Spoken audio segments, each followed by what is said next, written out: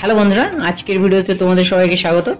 তো আজকের ভিডিওতে তোমরা যে গাছটা দেখতে পাচ্ছ এটা হচ্ছে একটা 12 মাসি থাই আমড়া গাছের চারা। এটা আমি লোকাল নার্সারি থেকে নিয়েছিলাম। 7 থেকে 8 মাস হলো।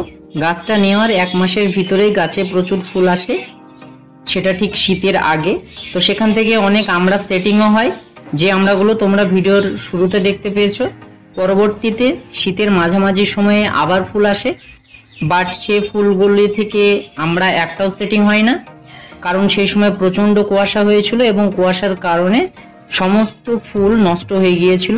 এবং শীতকালে এটা স্বাভাবিকভাবে হয়ে থাকে এবং এটা আমার জানাও ছিল। তো এখন তো শীত চলে গিয়েছে এবং গরম পড়েছে, আর এখন প্রচুর পরিমাণে ফুল এসেছে গাছে, যেমনটা তোমরা ভিডিওতে দেখতে পাচ্ছ। আশা করছি এই ফুলগুলি আর ড্যামেজ হবে না এবং প্রচুর পরিমাণে আমরা সেটিং হবে। আমার মতো কার কার বাড়িতে 12 মাসি থাই আমড়া গাছের চারা আছে অবশ্যই তারা কমেন্ট করে জানাবে আমাকে। আর এই গাছের পরিচর্যা নিয়ে যদি কিছু বলি তাহলে আমি বলবো যে বিশেষ কিছু পরিচর্যা আমি করিনি, তবে মাঝে মাঝে ডিএপি, ইউরিয়া এবং পটাশ অল্প পরিমাণে দিয়েছিলাম, আর ফাঙ্গিসাইড হিসাবে সাপ আমি স্প্রে করে দিয়েছিলাম।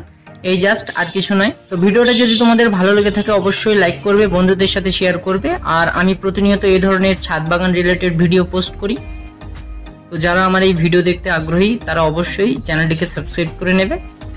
তো পরবর্তীতে খুব শীঘ্রই তোমাদের সাথে নতুন একটা ভিডিও নিয়ে দেখা হচ্ছে। আজকের জন্য বাই। তোমরা সকলে ভালো থেকো, সুস্থ থেকো।